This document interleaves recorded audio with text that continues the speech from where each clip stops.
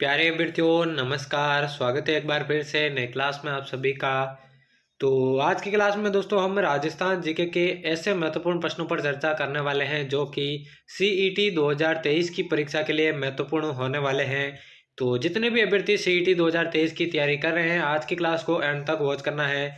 तो बिना किसी देर के क्लास को शुरू करते हैं। पहला क्वेश्चन आपके स्क्रीन के सामने है, मेवाड़ का शाब्दिक अर्थ क्या होता है? मल्लेचों से संघर्ष करने वाले, मल्लेचों का मित्र, शत्रु का नाश, पड़ोसी से मित्रता। तो पहले प्रश्न का आंसर बताइए क्या हो जाएगा। तो जल्दी से करेक्ट आंसर बताइए इसका। मेवाड़ का शाब्दिक अर्थ क्या होता है, बात करें इसके करेक्ट आंसर से तो मल्लेचों से संघर्ष करने वाले, पहला ही ऑप्शन इसका बिल्कुल करेक्ट हो जाएगा। चलिए बढ़ते हैं अगले प्रश्न की ओर।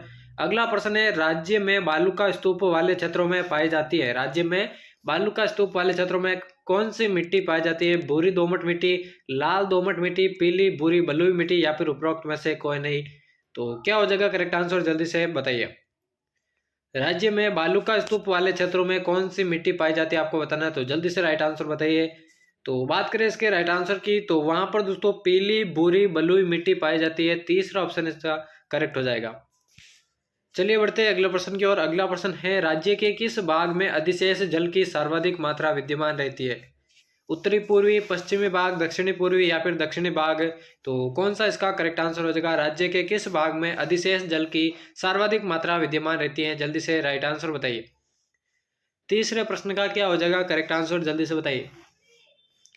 और बात करें इसके राइट आंसर की, बिल्कुल दोस्तों दक्षिणी भाग इसका बिल्कुल करेक्ट आंसर हो जाएगा। चलिए बढ़ते हैं अगले प्रश्न की ओर। राज्य में काले हिरण एवं कुर्जा पक्षी के लिए प्रसिद्ध अभ्यारण्य कौन सा है? टोटगढ़ रावली अभ्यारण्य, केवलादेव राष्ट्रीय अभ्यारण्य, मरु उद्यान या फिर ताल छापर अभ्यारण्य। तो जल्दी से चौथे प्रश्न का राइट आंसर बताइए। राज्य में काले हिरणों एवं कुर्जा पक्षी के लिए कौन सा अभ्यारण्य जो है प्रसिद्ध है? इसके राइट आंसर की बात करें बिल्कुल ताल छापर अभ्यारण्य इसका करेक्ट आंसर हो जाएगा। चलिए बढ़ते हैं अगले प्रश्न की ओर। परचा बावड़ी किस जगह पर स्थित है? कोटा, पाली, रामदेवरा या फिर बाड़मेर। तो जल्दी से राइट आंसर बताइए इसका। परचा बावड़ी कौन सी जगह पर स्थित है आपको बताना है, तो जल्दी से राइट आंसर बताइए इसका क्या हो जाएगा। तो बात करें इसके राइट आंसर की, बिल्कुल दोस्तों रामदेवरा इसका बिल्कुल करेक्ट आंसर हो जाएगा। चलिए बढ़ते हैं अगले प्रश्न की ओर। इंदिरा गांधी नहर क्षेत्र विकास कार्यक्रम किसकी सहायता से चलाया जा रहा है? विश्व बैंक, रूस, अमेरिका या फिर ब्रिटेन। तो क्या हो जाएगा छठे प्रश्न का राइट आंसर, जल्दी से बताइए। इंदिरा गांधी नहर क्षेत्र विकास कार्यक्रम किसकी सहायता से चलाया जा रहा है आपको बताना है, तो जल्दी से इसका राइट आंसर बताइए। तो बिल्कुल दोस्तों विश्व बैंक की सहायता से यह चलाया जा रहा है। पहला ही ऑप्शन इसका करेक्ट हो जाएगा। अगला प्रश्न देखिए, राजस्थान राज्य टंगस्टन विकास निगम लिमिटेड की स्थापना कब की गई? 1987, 1967, 1985 या फिर 1983। तो सातवें प्रश्न का आंसर बताइए क्या हो जाएगा। राजस्थान राज्य टंगस्टन निगम विकास निगम लिमिटेड की स्थापना कब हुई? सभी को आंसर देना। और बिल्कुल दोस्तों 1983 में इसकी स्थापना हुई थी। चौथा ऑप्शन इसका करेक्ट हो जाएगा। अगला है, देश की पहली होम्योपैथी यूनिवर्सिटी कहां पर स्थापित की गई? देश की पहली होम्योपैथी यूनिवर्सिटी नई दिल्ली, जोधपुर, जयपुर या फिर अलवर। तो आंसर बताइए इसका क्या हो जाएगा। देश की पहली होम्योपैथी यूनिवर्सिटी कहां पर खोली गई या कहां पर स्थापित की गई, राइट आंसर बताइए। तो जयपुर के अंदर यह खोली गई थी दोस्तों। तीसरा ऑप्शन इसका करेक्ट हो जाएगा। अगला प्रश्न देखिए, राजस्थान में सर्वाधिक जनसंख्या वाला जिला कौन सा है? राजस्थान में सर्वाधिक जनसंख्या वाला जिला जयपुर, बीकानेर, झालावाड़ या फिर दौसा। करेक्ट आंसर इसका बताइए क्या हो जाएगा। राजस्थान में सर्वाधिक जनसंख्या वाला जिला कौन सा है आपको बताना है, तो राइट आंसर बताइए। देखिए सर्वाधिक जनसंख्या जयपुर के अंदर हुए हैं, तो पहला ही ऑप्शन इसका करेक्ट हो जाएगा। अगला प्रश्न देखिए, 10वां प्रश्न है, मंसूरिया साड़ी किस जिले से संबंधित है? मंसूरिया साड़ी किस जिले से संबंधित है? जयपुर, दौसा, कोटा या फिर अजमेर। तो राइट आंसर बताइए इसका क्या हो जाएगा।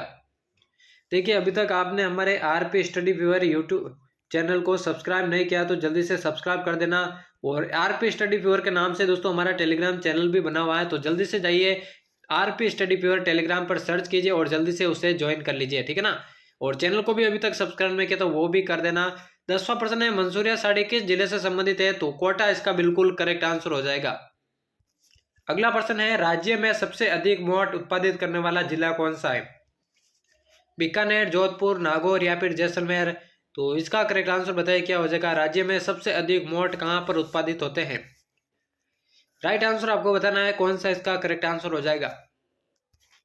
राज्य में सबसे अधिक मोटो की बात करें दोस्तों, बीकानेर में उत्पादित होते हैं, पहला ही ऑप्शन इसका करेक्ट हो जाएगा। अगला है परंपरागत ऊर्जा के स्रोत में किसे शामिल नहीं करेंगे? जल विद्युत, आणविक ऊर्जा, तापीय विद्युत या फिर सौर ऊर्जा। तो आंसर बताइए इसका क्या हो जाएगा? परंपरागत ऊर्जा के स्रोत में किसे शामिल नहीं करेंगे? जल्दी से राइट आंसर बताइए इसका क्या हो जाएगा। बात करें राइट आंसर की तो बिल्कुल दोस्तों सौर ऊर्जा चौथा ऑप्शन इसका करेक्ट हो जाएगा। अगला प्रश्न है, पर्यटन विभाग द्वारा आयोजित हाथी महोत्सव कहां पर होता है? अजमेर में, जयपुर में, उदयपुर में या फिर बीकानेर में? हाथी महोत्सव कहां पर आयोजित होता है यही आपको बताना, तो जल्दी से इसका राइट आंसर बताइए। पर्यटन विभाग द्वारा आयोजित हाथी महोत्सव दोस्तों जयपुर के अंदर आयोजित होता है, दूसरा ऑप्शन इसका करेक्ट हो जाएगा। अगला है, राजस्थान में महिला रोजगार कार्यालय की प्रत्यक्ष से स्थापना कहां पर की गई? अजमेर, जोधपुर, जयपुर या फिर उदयपुर? तो राइट आंसर इसका बताइए क्या हो जाएगा। राजस्थान में महिला रोजगार कार्यालय की प्रत्यक्ष से स्थापना कहां पर की गई? तो इसका भी राइट आंसर दोस्तों जयपुर हो जाएगा, तीसरा ऑप्शन। चलिए बढ़ते हैं अगला प्रश्न की ओर। राजस्थान में ऊंट अनुसंधान केंद्र किसके द्वारा संचालित है? केंद्र सरकार, राज्य सरकार, भारतीय कृषि अनुसंधान परिषद या फिर चौथा ऑप्शन है राष्ट्रीय डेयरी अनुसंधान संस्थान। तो क्या हो जाएगा इसका राइट आंसर, जल्दी से बताइए। राजस्थान में ऊंट अनुसंधान केंद्र किसके द्वारा संचालित है आपको बताना है।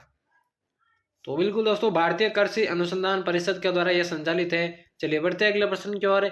बेराड से अशोक के शिलालेख की खोज किसने की थी? बेराड से अशोक के शिलालेख की खोज किसने की थी? कैप्टन कुक ने, कैप्टन मैक ने, कैप्टन बर्ट ने या फिर कर्नल टॉड ने? जल्दी से राइट आंसर बताइए इसका क्या हो जाएगा। बेराड से अशोक के अभिलेख की खोज या अशोक के शिलालेख की खोज किसने की थी आपको बताना है। तो बिल्कुल दोस्तों कैप्टन बर्ट ने इसकी खोज की थी, तीसरा ऑप्शन इसका करेक्ट हो जाएगा। अगला है, चीरवा का लेख किस जिले से प्राप्त हुआ? चीरवा का लेख किस जिले से प्राप्त हुआ? दौसा, पाली, उदयपुर या फिर जोधपुर? तो राइट आंसर इसका बताइए क्या हो जाएगा। चीरवा का लेख किस जिले से प्राप्त हुआ आपको बताना है। तो बिल्कुल दोस्तों उदयपुर से यह प्राप्त हुआ था, तीसरा ऑप्शन इसका करेक्ट हो जाएगा।